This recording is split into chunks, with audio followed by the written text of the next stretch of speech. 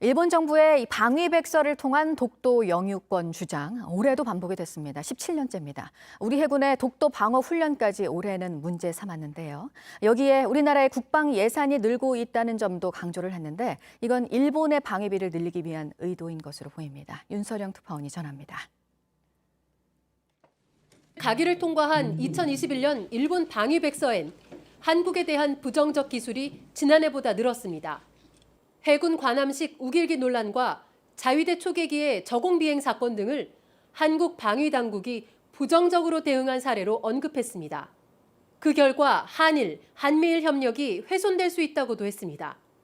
특히 올해는 우리나라 해군의 독도 방어 훈련까지 문제 삼았습니다. 방위백서 영문판엔 아예 독도를 영토 분쟁 지역으로 소개했습니다. 17년 연속 방위백서에 독도 영유권을 주장한 데 이어 국제사회에 독도가 분쟁 지역이라는 인식을 퍼뜨리기 위한 의도로 풀이됩니다. 한국의 국방 예산이 22년 연속 늘고 있다며 2025년엔 일본의 1.5배가 된다고 언급하기도 했습니다. 최근 기시 노부오 방위상이 방위비를 GDP 대비 1%로 유지해온 관행에 얽매이지 않겠다고 밝힌 것도 이 같은 배경 속에서 일본의 방위비를 늘리기 위한 포석으로 풀이됩니다. 우리 외교부와 국방부는 주한 일본 대사관 총괄공사와 국방무관을 초치해 항의했습니다. 우리 정부는 근본 방위백서를 포함 일본 정부가 최근 독도에 대한 부당한 주장을 강화하고 있는 점을 지적하며 이에 대한 강한 유감을 표시한다.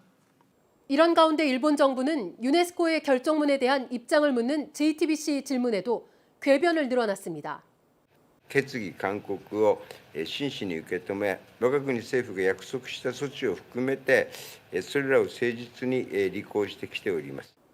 군함도 등 근대 산업시설과 관련해 강제 노역의 역사는 약속한 대로 전시하지 않고도 세계유산위원회의 권고를 이행해왔다는 억지 주장을 내놓은 겁니다.